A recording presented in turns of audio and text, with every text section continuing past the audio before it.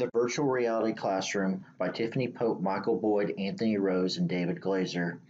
Our goal in bringing this to you today is to truly open up the doors to what virtual reality could do in a traditional classroom as well as a modern classroom. And this is our presentation.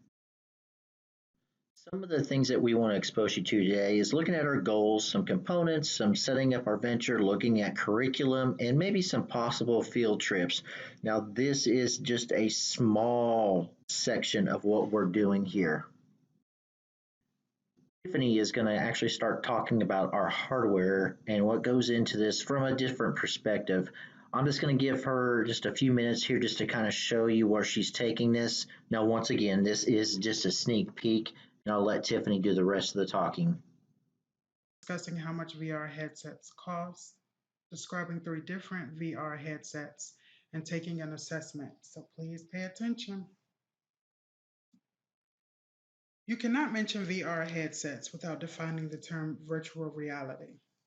The Google Dictionary defines virtual reality as the computer-generated simulation of a three-dimensional image or environment that can be interacted with in a seemingly real or physical way by a person using special electronic equipment, such as a helmet with a screen inside or goggles fitted with sensors.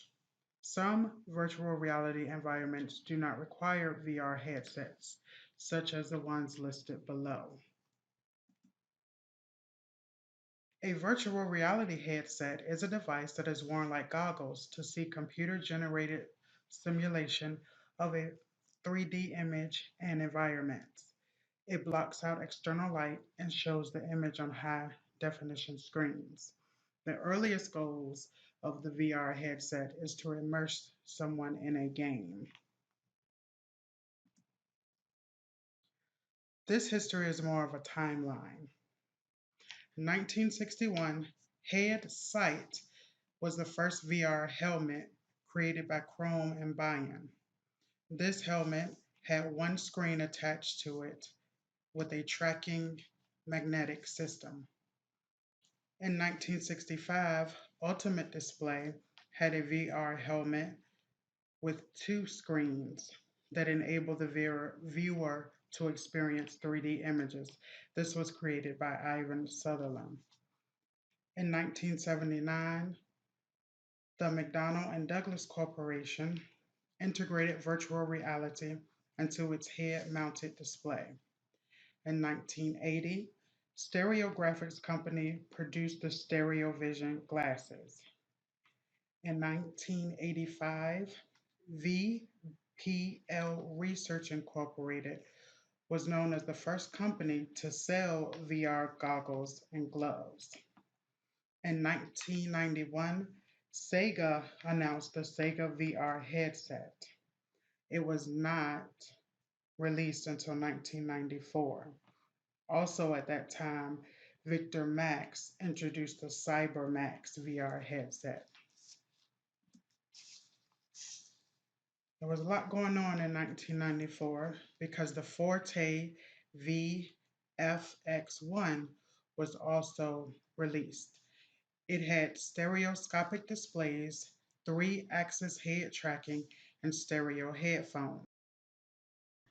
Michael's going to sit here and talk about how Google Glasses actually can be used and what some of the various aspects of those are. Hi, this is Michael Boyd, and I wanted to add some interesting developments that we've come across. One of the issues has always been that virtual reality in the classroom can be a difficult thing to use, and I came across a very interesting addition. Ordinarily we use Second Life as a computer set, but I came across a new software program called Trinus Gear.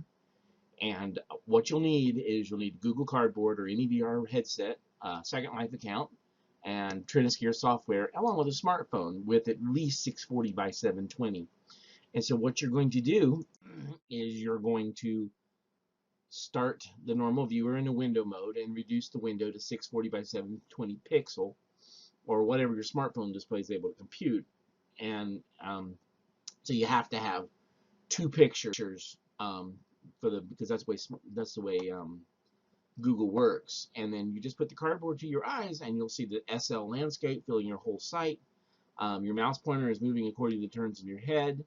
And in normal mode, it's not really impressive, but look at mouse look, which is part of one of the modes you can use in Second Life. You can turn yourself around, watch all the 360 degrees of scenery, and if you put a finger on the forward button at the keyboard, you can move. So it's, I really had a lot of fun walking through the jungles and looking left and right. It's not something you normally get in Second Life because it's a little stiff.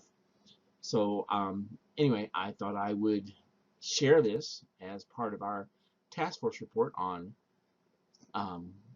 VR in the classroom. Thank you. Anthony's going to start talking a little bit about how to sign up and what this process really looks like. Remember, we're teaching teachers on how to get this set up in their classroom, so they may need some basics here. So I'll let Anthony kind of talk a little bit about this. Okay, hello everyone. This is Anthony Rose. This is for 633. My group consists of myself, Miss Tiffany Pope, Mr. Michael Boyd, and Mr. David Glaser. Still not sure if I'm saying that right, but the four of us are working together as a group. So one of my contributions is initial setup for Second Life, and I'm just going to kind of walk through it, and I'm going to walk through, I guess, what you do in this virtual world. I'm new to virtual reality. I'm new to Second Life. I don't know anything about it, so bear with me. This ought to be fun. As you can see, I'm here at the home page. The address is right here, secondlife.com. There's options for language, for login, and for signing up. You can see there's people buying stuff. You go down a little bit, you can explore it, learn about what it is. Apparently, this literally is like a Second Life. Education, which we're going to be focusing on. Eligible organizations receive 50% discount on virtual land. Kind of like a property tax break, I suppose. Virtual business. When I read this to my kids, they were all excited, thinking they're going to make millions. So naturally, I told them they're not allowed to sign up. But it's kind of interesting. People put a lot of time and effort into this. And you can see it looks super realistic. I'm just kidding, I know that's a picture. And then some typical stuff at the bottom of the page. So let's go back up. And I'll sign up for an account. Click on sign up.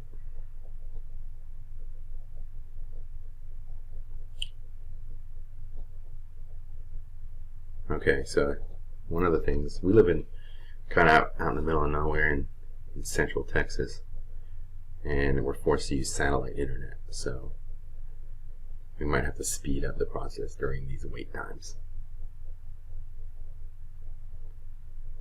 Welcome to my life. Now my Second Life. Oh, so you can choose. This is how you initially appear. You can choose what you're going to look like. That's alarming. You can choose what you're going to look like. That's even more alarming. I don't know what these dudes are hanging out. I guess the angel and the devil on the shoulder. What's my wife doing here? Oh. Not interested in being any of these characters. These are the only ones I can choose from. Oh, here we go. Next thing we're going to talk a little bit about is what some curriculum may look like. Here's just a basic history thing about what starts a movement. Just kind of follow along and see where I'm taking this. Look at historical aspects of movements being in history and having a cause and a reason behind them. These are the objectives for that. Can you spot a cause worth fighting? Can you recruit? Can you support? Can you support them physically? So how does ocean awareness work? And as we see here, we see our virtual reality person looking around the world in which he lives in and how that applies. What we have here is simply this. We have something going on where he is actually going in to see what he can do to change the world in which he lives. So, virtual reality world is very vast, as well as our students should know that because the world in which they live in are very vast. We understand that we're dealing with 6th to 8th graders, but say this could actually be something to do in science. This could be something to do in history. So we're looking at the ocean from this point of view of the virtual reality world. You pose a question here. You think what can be changed, and then this takes place. So step one is really identifying what is going on. What is the source?